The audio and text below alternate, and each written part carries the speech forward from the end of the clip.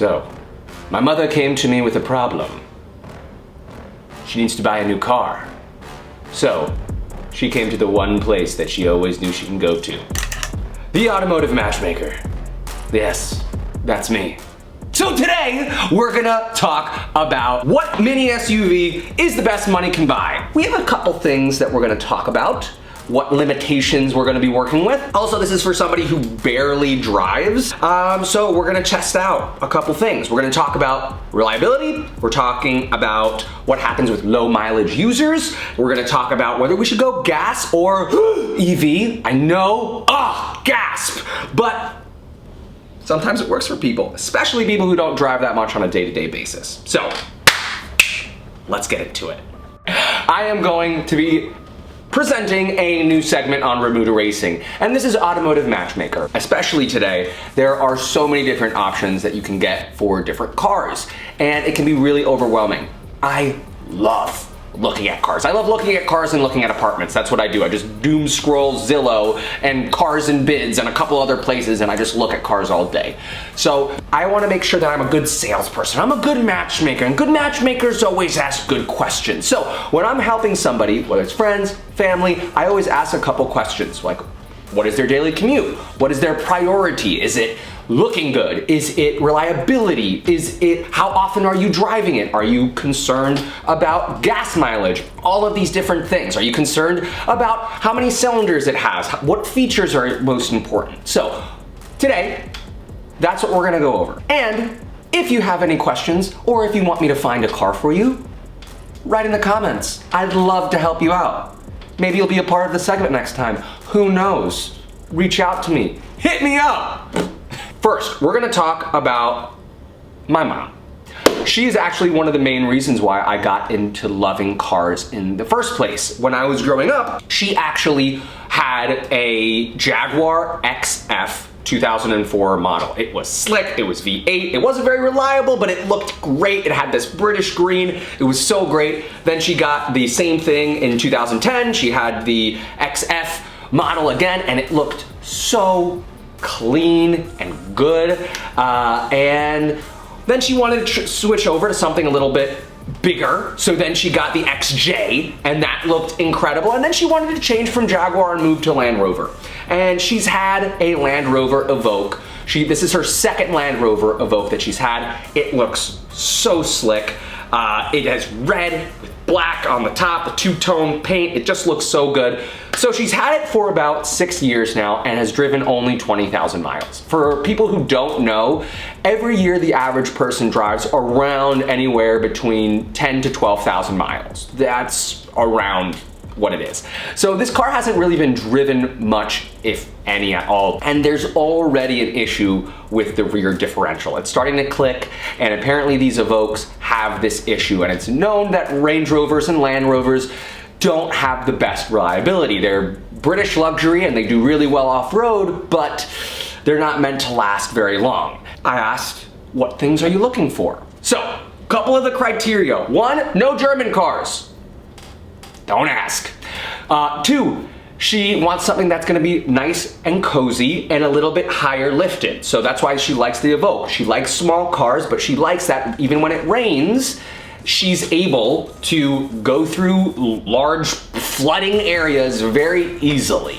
So that was super important. She likes having good gas mileage. She doesn't really care about a lot of cylinders, but she does want it to be slightly more luxurious. And that's really a problem because this mini SUV segment really is dominated by Germans. Like BMW and Mercedes and Audi have great kind of smaller SUV options that fit perfectly into this segment. However, we always listen to the customer, and the customer's always right in automotive matchmaking. So we are gonna go into what cars might be best for her. Now, I'm gonna try and get something a little bit more reliable. Not for all of them, don't worry, but we wanted to stick between anywhere between 40 to like 80K. That is right around the range that we're working with. Depending, if she ends up falling in love with something, we'll that range might shift.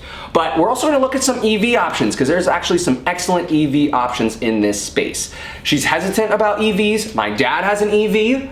which we're gonna have a video on it soon. He has the Optiq, looks freaking sick. No, it's the Lyriq. Lyriq, Optiq, I don't know. It's one of those two. It's an awesome car. But these are how we're gonna do it. We're gonna say the car, we're gonna say the price, we're gonna also look at the horsepower, torque, range, and then my overall rating. So, we're gonna start with the gas round first. Let's go back to her roots. Let's go back to the Jaguar F-Pace. Now, Jaguars, I know, are kind of having a moment right now with their whole design language being a little bit funky, but there are plenty of still Jaguar F-Paces. So we're right around in that range, 57 to 90K. Horsepower, almost around 400 horsepower, 400 pound-feet of torque, and then you're getting anywhere between 22 to 27 miles per gallon on highway. So, not bad, looks slick. I think one of the prettier cars when it comes to SUVs. It's a little bit on the bigger side than the Evoque, for sure, but I still think that it makes up for that with its outrageous, fun looks and performance. I think that that'll be a very fun car. Again, she doesn't want something too big, but that's why we have our second option, which is the Volvo XC40. Not a lot of people talk about Volvo, but Volvo is one of the safest cars you can ever have. It is on that smaller side. It's slightly luxurious, like they'll have leather, they'll be somewhat reliable. We're looking anywhere between 40 to 50K, depending on what type of options you put up. Power, that's where it's gonna kind of sag a little bit. We're looking at around 200 to 250 horsepower. Not that much, but it makes up for it in the MPG. You can get anywhere between 30 to 32 miles per gallon on highway. So it's a tiny car that looks great, will be safe, and is it gonna turn heads? No, but is it gonna be kind of the same exact size with slightly better reliability than the Evoque? Yeah, so not flashy, but for sure clean, and everything will go pretty well. We're gonna go Lexus NX. So, reliability of Lexus. So you're going reliability. You're getting luxury. You're getting right inside the price range of anywhere between 45 to 70K. You're getting the power of, you know, it's not a speed racer, but it's around 275 horsepower and then 317 of torque. So not crazy, but they have gas and hybrid options, and I think they look pretty slick. They're reliable, they're slick. You're gonna get, on the gas powered, you're gonna get 28 miles per gallon, and on the hybrid, you're gonna get 39. So, reliability, check. MPG, really good. Issue is, Mom's not a big fan of Lexus, but that's okay. You know, I still think Lexus is a fantastic car. Again, it is a little bit on the bigger side. So you're getting a little bit more trunk space, which is great. You're getting a little bit more room for your passengers, but she doesn't drive that much. So that's what might kind of be a little bit negative about this, is that it's a little bit bigger, but it is a set it and forget it. It's a buy it and don't worry about it, right? And that's kind of in that same range of the Volvo, but you're getting a little bit more car. You're getting a little bit more reliability. You're getting a little bit, in my opinion, design that looks a little bit better. And then I almost forgot. Something that I don't think enough people are talking about is the Buick Envista. I think I'm saying that right. The Buick Envista. Envista, where are you? This is a little bit on the more affordable side of things. You're looking anywhere between 20 to maybe 40K. Power is not that high. Torque is not that high. You're getting 137 horsepower, but you're getting 28 city, 32 highway, and I think it looks nice. It has like that coupe-ish back, you know, that looks, in my opinion, really nice. It is a little bit higher up. I would put it in that, you know, realm of mini SUV, mid-size SUV, coupe-ish looking thingy-mabobbies. I think they look nice.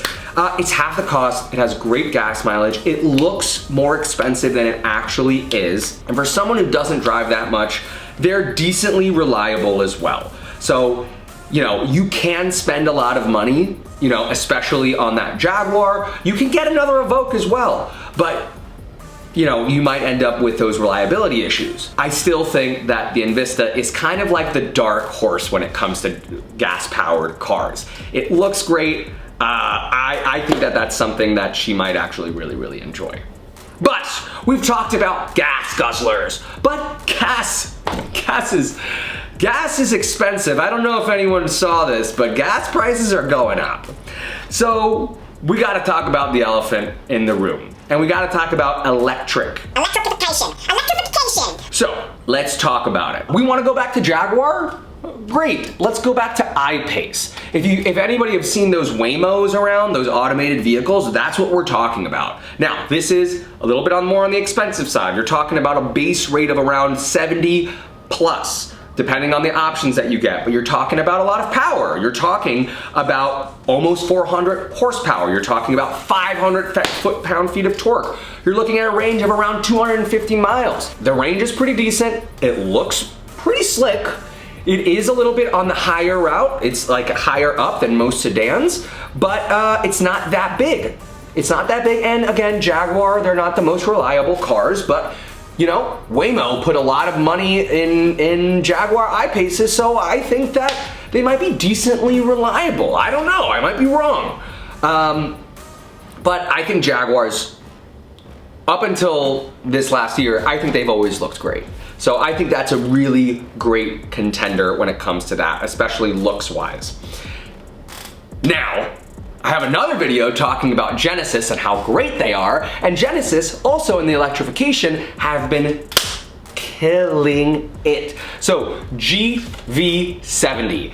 This is, again, a little bit bigger than the Evoque, but you're getting a lot of money, you're getting a lot of bang for your money. I don't know if that's how you say it, but you know what I mean. So we're talking about anywhere between 65 to 75K, depending on what options you have.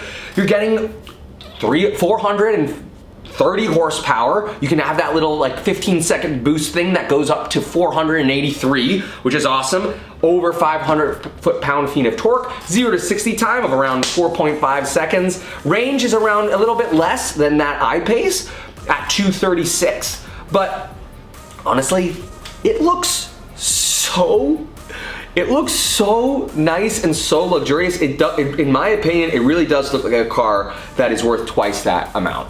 So I think that that is, in my opinion, one of the top cars you should get. Especially if you're a homeowner. If you're a homeowner, it makes a lot of sense to own an electric car because then you can just plug it in your garage or right next to your house and you don't have to worry about it. You never have to go to a sketchy gas station again. Like, there's a lot of reasons why to like electrification. Now we have the Cadillac Optiq. So the Cadillac Optiq is doing really well in my opinion when it comes to looks. There have been some reliability issues. You know, it is a Cadillac, so it's decently reliable. It's not as reliable as that Lexus that we were talking about earlier, but the Optiq is kind of like the smaller version of the Lyriq. Lyriq is big, Optiq is a little smaller. We're looking around 60K, around 300 horsepower, around 350 foot-pound-feet of torque, around 300 miles of range. So we're getting a little bit more aggressive looking when it comes to the looks. I think that Cadillac is coming for everyone right now when it comes to sedans, when it comes to SUVs, when it comes to electrification. The luxury is there for sure. I just don't think it's as reliable as that Genesis, but man, I love this two-tone paint that Cadillac is doing right now. It looks so nice. So when we're looking at all of these different cars, you gotta look at, okay, what makes sense? Somebody who's not driving very much, someone who has a decent budget, somebody who really enjoys when the weather is inclement to feel safe. Right? To know that my car is gonna be able to go to point A to point B, no problems. So having that little bit of an off-roady, you know, design helps a lot. So having a little bit higher up would be good. So for me, if I was looking at all of the things, I'm looking at the range, I'm looking at price, I'm looking at luxury, I'm looking at, you know, what makes me feel special when I'm going there, and the convenience, right? Convenience of filling up, going at home. My dad already has an electric car.